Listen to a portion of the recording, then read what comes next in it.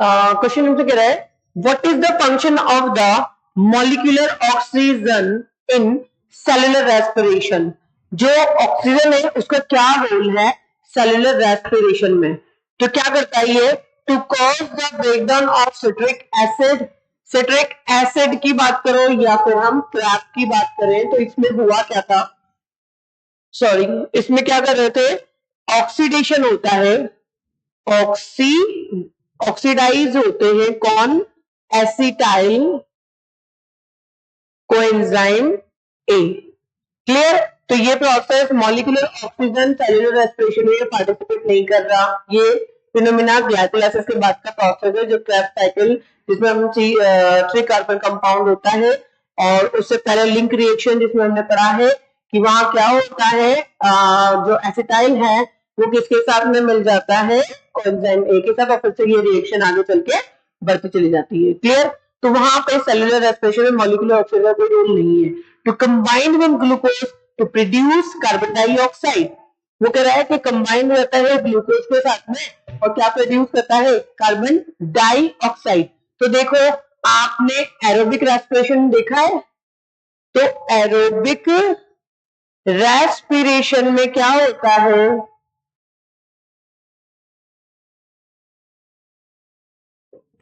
Aerobic respiration oxygen के presence में होता है और फिर वो क्या करता है, बाय प्रोडक्ट बनाता है। क्या बनाता है, पहले तो वो प्रोड्यूस करता है एटीपी एनर्जी की फॉर्म में, प्रोड्यूस करता है एनर्जी किसकी फॉर्म में, एटीपी की फॉर्म में, और क्या करता है, बाय प्रोडक्ट बनाता है, बाय प्रोडक्ट्स बनाता है। वो बाय प्रोडक्ट्स क्या क्या है, CO2 प्लस H2O, यानी इनको बाय प्रोडक्ट की फॉर्म में बनाता है। ये प्रोसेस में मॉलिक्यूलर कार्बन ऑक्सीजन का कोई रोल नहीं है क्योंकि हम बात कर रहे हैं सेलुलर रेस्पिरेशन। क्लियर। तो कंबाइन विद कार्बन, अब ये क्या कर रहा है, कंबाइन हो रहा है कार्बन के साथ from organic molecule to produce carbon dioxide. अब ऑर्गेनिक मॉलिक्यूल की अगर बात हो रही है तो ऑर्गेनिक मॉलिक्यूल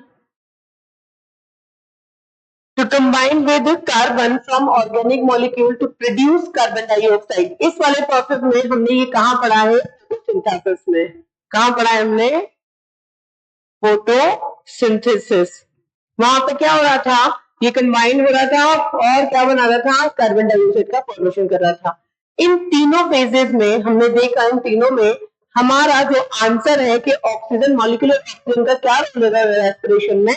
तो देखिए क्या करता है, आप लोगों ने जो इलेक्ट्रॉन ट्रांसपोर्ट चेन पढ़ा है, इलेक्ट्रॉन ट्रांसपोर्ट चेन के अंदर क्या पढ़ते हैं हम लोग, complex 1, complex 2, complex 3 and last complex 5 पे हम एटीपी का फॉर्मेशन करते हैं।